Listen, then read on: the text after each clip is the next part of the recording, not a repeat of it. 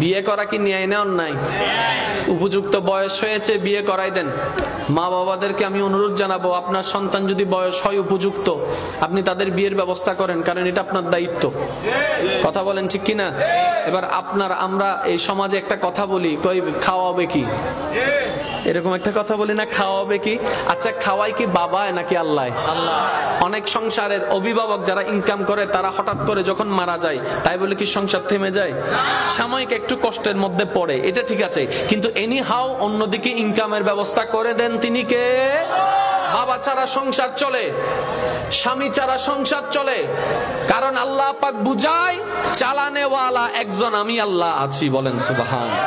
আমি অনুরোধ জানাবো, চরিত্র হচ্ছে সবচেয়ে বড় সম্পদ। এই চরিত্রকে টিকায় রাখার জন্য আপনার সন্তান যদি উপযুক্ত হয়, তাদেরকে বিয়ের ব্যবস্থা করে দেন, সুন্নত নিয়মে বিয়ের ব্যবস্থা করে দেন। কোনো প্রকার গিফট টিফটের দরকার নাই। আপনি শুধু এতটুক বলবেন, ছেলের বাবা মা হিসেবে আল্লাহ আমাকে যতটুক দিয়েছে আমি অতটুকের মধ্যে একটা মেয়ে আনবো। আর মেয়ে আনবো যে সুন্দরী আমার হওয়ার দরকার নাই, দিনদার হলেই যথেষ্ট, আল্লাহর প্রেমিক হলেই যথেষ্ট, নবীর প্রেমিক হলেই যথেষ্ট।